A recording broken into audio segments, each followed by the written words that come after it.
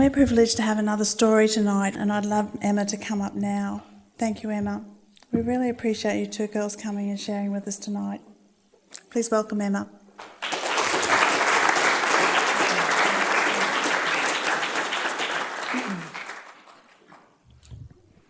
Hello, and thank you so much for having me share tonight. I am a post-abortive victim. I had my first abortion when I was 16 years old, and I can totally relate to Madeline's story of the pain and suffering that you go through. I'm sure many women here are mums, and you know the emotions that you go through when you're pregnant, and it's a trying time even when you're going through with a pregnancy, with hormones raging and all these things going on. And people see that as a really negative thing, but I would like to see more support in that area, especially when it comes to women who are facing troubled pregnancies. I, as a young 16-year-old girl, probably like many 16-year-old girls, quite insecure, didn't know, what I was really doing, and I was just a teenager in a relationship, and unfortunately I don't remember a lot about the termination experience, primarily because I think I've suppressed it through grief and trauma, post-traumatic stress disorder, and I actually contacted my boyfriend only recently, now being married with children. I contacted him 20 odd years later and said, what happened? I just can't remember. And his dad, I think, just said this is the right thing to do and ushered us off, and that was the end of it. It was never spoken about again. And I just remember as a 16-year-old girl, I can remember right now as if I was sitting there in my typing class, back when the days it was typewriters, before computers, sitting in that classroom, and it was like I was in a bubble, and everyone else was going about their business and doing, their typing and things. But for me, my world was forever changed. I was a completely different person. From the moment you walk into that clinic as a pregnant woman or a girl, and no matter what situation you're in, you're pregnant, your hormones are going on, your body's changing, your breasts are developing. You cannot ignore what is going on, and any mum or pregnant woman will know that. And you go into that clinic and you lie down and you have that anaesthetic, and I woke up on this bunk bed in a room no larger than someone's tiny bathroom. It was so sterile and so cold, and my eyes opened, and that was it. There was no more baby. There's nothing you can ever do, ever, to get that baby back.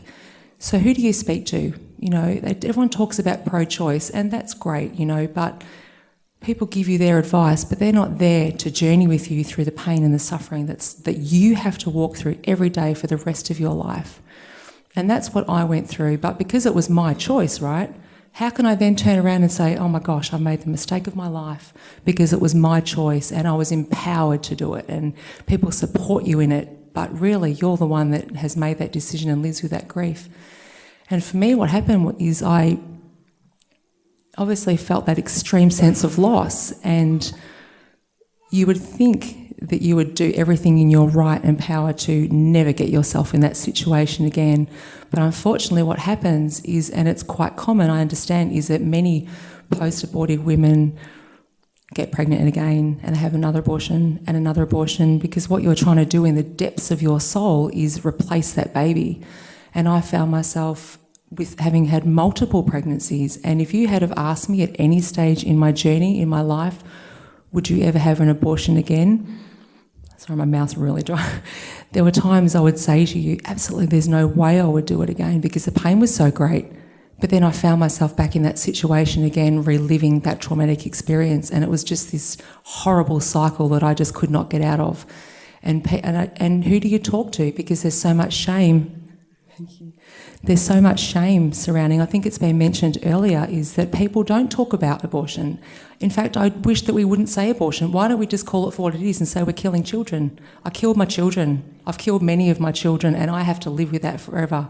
And it's the truth of it. We can talk about terminating and abortion and ending it, and it's all very beautiful. But the truth of it is we're killing children against their will, and what right do we have? What right do we have to do that? And I think, Mark, that you said it at the very beginning tonight, is that it's acknowledging the life of a human being, and that's where I believe the argument needs to come back to. It's the life of a human being, and what are we doing as a society to usher these women off to end the lives of her children when what she really needs is support. And as a woman who was pregnant, like I said many times, the last thing you want to hear from someone is, I'll just support you in whatever you want to do.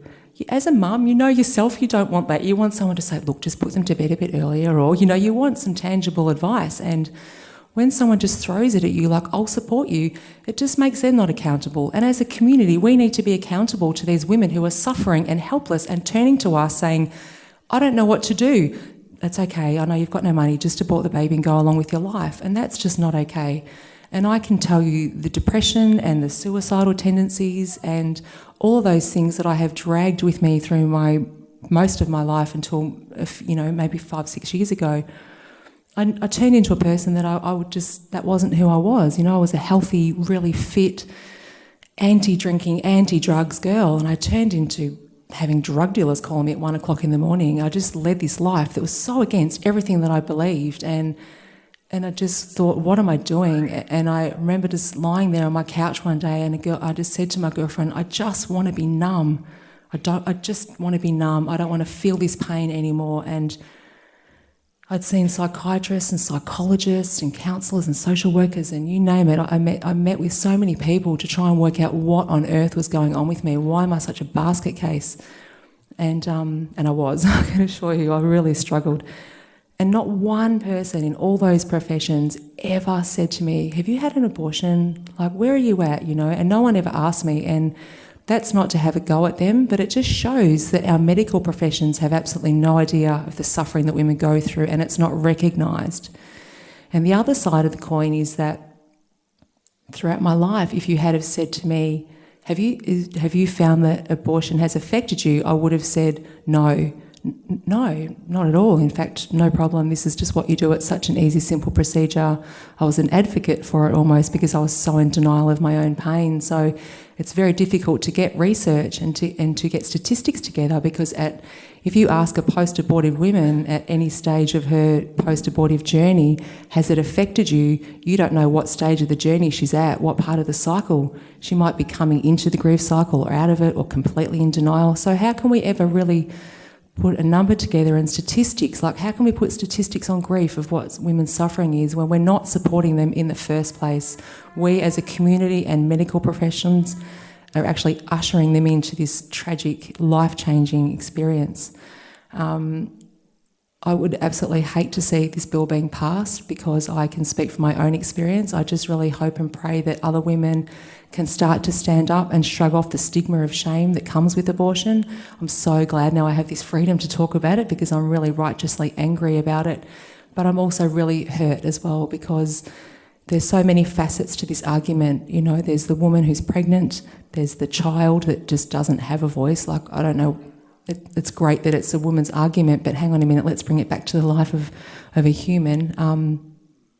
And it also affects parents and spouses, like the relationship with my mother, the guilt that she carries. Why didn't I support you? And I think someone else mentioned the same thing, that they didn't really have a voice from their mum or the doctors and nurses. And my mum has got grandchildren that she will never see now, and what she carries and my siblings, and it affects the community as a whole. And when it does absolutely affect mental health, that does put pressure on our government. And I would just love to see Australia and Queensland rise up as a nation and a state to be supportive and to help the women in our community so that we can have other countries come to us and go, wow, what do? You guys rock. You have got such a powerful support for women and you've got so many systems in place that really help each other instead of just killing and having that killing mentality, And I did see something on Facebook, dare I say, that it had a real feminist would actually stand up and fight for the right of a woman in utero,